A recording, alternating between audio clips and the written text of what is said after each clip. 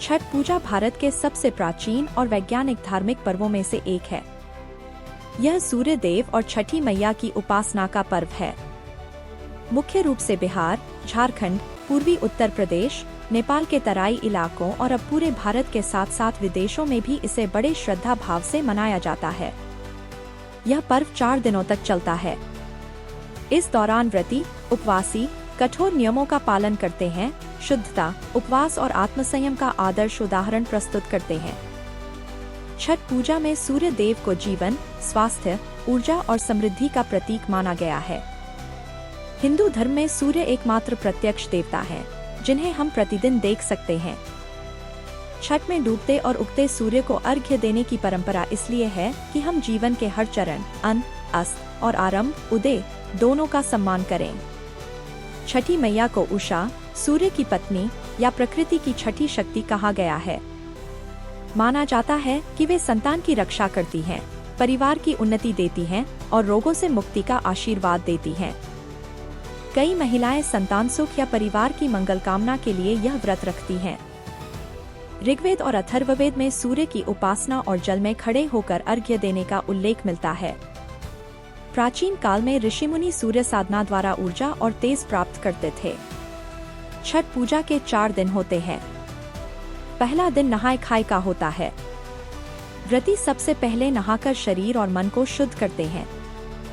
इस दिन भोजन केवल एक बार किया जाता है। आमतौर पर लौकी भात, कद्दू, चावल और चने की दाल बनता है। घर की रसोई और परिवेश पूरी तरह शुद्ध किया जाता है। दूसरा दिन खरना या लोहंडा का होता है। इस दिन व्रती पूरे दिन निर्जला उपवास रखते हैं। शाम को सूर्यास्त के बाद प्रसाद, गुड़ की खीर, रोटी और केला बनाकर सूर्य देव को अर्पित करते हैं। इसके बाद व्रती वही प्रसाद ग्रहण करते हैं और फिर लगातार 36 घंटे का निर्जला उपवास शुरू होता है। तीसरा दिन संध्या अर्घ्य का होता है। तीसरे दिन व्रती नदी, तालाब या घाट पर पहुंचते हैं। डूबते सूर्य को अर्घ्य दिया जाता है। घाटों पर दीप, फूल, नारियल, फल और ठेकुआ से पूजा की जाती है। वातावरण छठी मैया के गीतों से गूंज उठता है, जैसे केतना जल में सूर्य असन नइखे। चौथा दिन उषा अर्घ्य का होता है। चौथे दिन उगते सूर्य को अर्घ्य देकर पूजा संपन्न की जाती है। इसके बाद व्रती जल ग्रहण कर उपवास तोड़ते हैं। इसे परन कहा जाता है। इस समय लोग एक दूसरे को प्रसाद बांटते हैं और बधाइयाँ देते हैं। जब लोग पानी में खड़े होकर सूर्य को अर्घ्य देते हैं, तो यह सूर्य प्रकाश और जल की परावर्तन क्रिया से शरीर को विटामिन और ऊर्जा प्रदान करता है। इससे त्वचा, हड्डियों और रक्त संचार में सुधार होता है। लगातार उपवास और ध्यान साधना से शरीर की विषाक्तता, टॉक्सिन्स कम होती है।